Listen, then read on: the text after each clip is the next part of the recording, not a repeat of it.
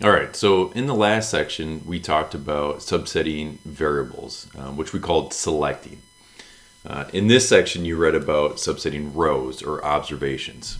And we call that slicing or filtering, and it kind of depends on what you're trying to do. So let's go ahead and take a look at this and do a quick review. Let's go ahead and import our planes data. We can see here we're just looking at the top 5 rows. Now, when we want to do slicing, which is basically we want to just go ahead and grab rows of interest. We want to explicitly select rows of interest. All right, and this is kind of what we get to when we refer to the word slicing. We're slicing certain rows that we explicitly want to pull out. For example, say we wanted to get the first 5 rows. All right, so we can go ahead and say planes df, and what we use is this .loc accessor. Okay, so this accessor is a little bit of a different type of functionality, but it makes it simple to go ahead and directly access, in this case, rows of interest. We'll see how we can actually use .loc to do a combination of selecting rows and also variables within the same accessor call. But for right now, we're just talking about rows. So if we want to get the first, let's say, 5 rows, we could explicitly state, I want to get those rows 0 through 4. Now, here's the thing that you need to understand, is that this is not actually doing traditional indexing. So recall traditional indexing, when we call that we want to do 0 through some number, what it actually does is it selects basically the first element, right? Element 0, which is the first element, up to but not including what you specify here, right? Basically, it's that number minus 1. That's not the case here. What we're actually doing is we're saying we want to select those rows where the index value are these values, 0, 1, 2, 3, 4, right? So I can go ahead and say I want to get 0 through 10, and it's going to select all those rows where the index value equates to that. So a benefit of this is we can actually say, look, I want to get, let's say, row where the index value is 0, 5, 10, 15, and 20, right? And we pass this in a list within the .loc accessor. And now you see we get those rows where the index value is equal to these values that we pass. Okay, so this is the idea of slicing. Basically, we're explicitly stating we want these rows. Filtering, the way to think about filtering, it's more about getting certain observations that meet a particular condition of interest, right? So for example, say that we wanted to get all those manufacturers that equal Embraer, let me make sure I spell this right. Right. So here what we're doing is we're actually, in this first step, we're pulling this out as a series, but we're saying we want to look for those elements in this series that are equal to Embraer. And when we do that, what we get in return is this true and false statement. Right? So the nice thing about this is we can actually use this information to select the rows from planes df. So if we wrap this with planes df, our brackets here, now what we're going to actually get is all those elements where this condition was true, we get those rows in return.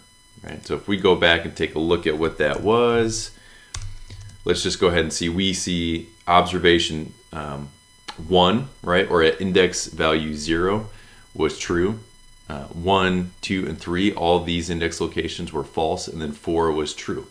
Well, when I go ahead and I filter for those, and I get a DataFrame return, we see we have index 0 and 4, but we did not return index rows 1, 2, and 3 because they were equal to false, right? So now we have all those rows where manufacturer equals Embraer. Now, the nice thing is we can use any kind of traditional conditional syntax to do some filtering. For example, say I want to get all those planes where engine seat is greater than 2, right? So now I could say engines, and in this case we want to say where engines are greater than 2, right? And first of all, let's do this just as a conditional syntax, not with the actual filtering syntax. What we see, we have a bunch of false, right? Could actually say, well, how many, I could use sum, wrap sum around this, and I could say how many of these are actually true. Because recall that true equals 1 and a false equals 0. So I can see there are 7 rows in this entire data set where the engines is greater than 2. So let's go ahead and let's filter for those observations. And again, I just use planes df, use bracket notation here, and include that conditional statement, and I see now I get those observations, and here we see engines all greater than 2. We got a few 3s and a few 4s. Now we can always combine different conditions. So first, before I do that, one thing you will find is as your conditions get longer, or maybe you include multiple conditions, it becomes easier to change this syntax to something like this. I could say condition equals this output, right? So this is just a series of true and false. And then what I can do is I can go ahead and I can filter for that condition, and I get the same result. And the reason that this is handy is, let's say you want to build onto this condition. So now I want to get engines that are greater than 2, which we have here, but let's say I just want to get those where our manufacturer is equal to Airbus. Okay, so I'm going to go ahead and I'm going to call this condition A, and I'm going to call this condition B. My condition B is planes df, my manufacturer is equal to Airbus. Now what I can do is I can say condition A and condition, make sure I get this correct, condition A and condition B. And now we get those observations that meet both of those conditions. All right. I could also say condition A or condition B, right? So now I'm going to get all those where the manufacturer's Airbus or the engines is greater than 2. So we can see here we get a lot of Airbus observations, but the engines are equal to 2, and that's because we're using an or statement. Now it is possible to include both of these conditions directly in our syntax here, our filtering syntax. When we do this, the one thing we have to remember is to wrap them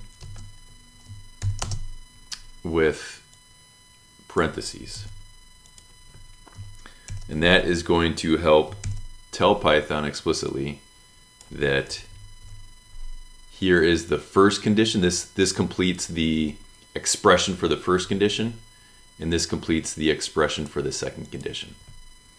And when I run that, I get what we saw earlier with the and statement, where we are meeting both these conditions. And again, I can use or to meet either one of those two conditions.